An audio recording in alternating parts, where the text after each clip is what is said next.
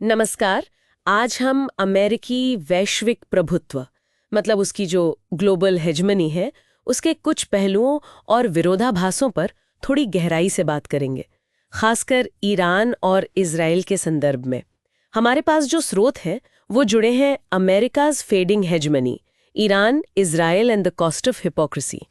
तो चलिए देखते हैं कि इन स्रोतों में क्या है।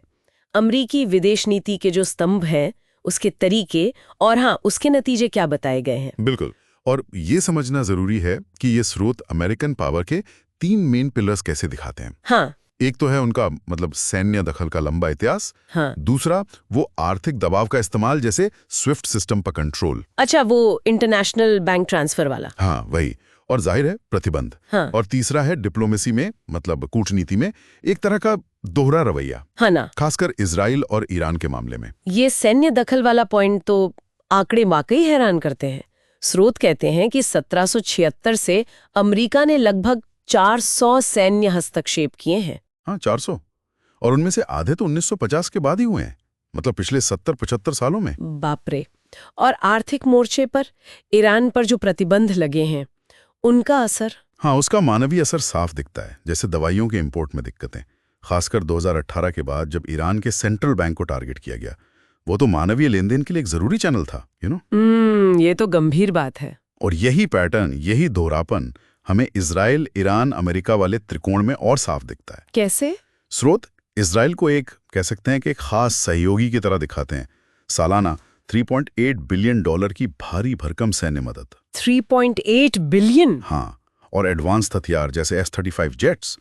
लेकिन उनकी कार्रवाइयों पर जवाबदेही वो थोड़ी लिमिटेड लगती है, जैसे 2025 के वो कथित हमले हुए। हाँ, वो युद्ध विराम तो कुछ ही घंटों में टूट गया था, है ना? बिल्कुल। लेकिन उसके बाद भी कोई खास सख्ती नहीं दिखी, ऐसा स्रोत बताते हैं। अच्छा। और दूसरी तरफ ईरान को एकदम उलट एक दुश्मन की तरह पेश किया गया है, मतलब एक तरह से निर्मित दुश्मन जैसा। 1979 की क्रांति के बाद से ही लगातार प्रतिबंध झेल रहा है।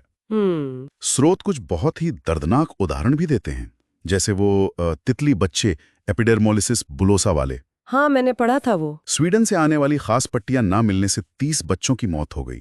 और HIV एड्स के मरीज लगभग 73,000, उनके लिए दवाओं की किल्लत। ये सब प्रतिबंधों का सीधा असर बताया गया है। ये सुनना भी मुश्किल है। और यहाँ एक और बात ध्यान देने वाली है। स्रोत बताते हैं कि अमेरिकी विदेश मंत्री पोम्पियो ने एक तरह से माना भी था कि इन प्रतिबंधों का एक मकसद ईरान में अंदरूनी अस्थिरता मतलब इंटरनल अनरेस्ट पैदा करना था। अच्छा, ये तो सीधी बात हो गई। हाँ, और साथ ही ये भी कहा गया है कि इस टेंशन से अमेरिका को आर्थिक फायदा भी होता दिखता है, जैसे ट्रंप के ईरान प्रतिबंधों के दौरान खाड़ी देशों को हथियारों की बिक्री में 33% की बढ़ोतरी हुई। तो ये सब बातें हमें कहाँ ले जाती हैं? मतलब ये जो विरोधाभास हैं अमेरिकी विदेश नीति में, इनके मायने क्या हैं? देखिए, ये विरोधाभास कई लेवल पर हैं, जैसा स्रोतों में बताया गया है। एक तरफ वो मानवाधिकारों की बात करते हैं। हाँ। दूसरी तरफ उन्हीं के प्रतिबंधों से मानवीय संकट पैदा हो रहा है। हाँ।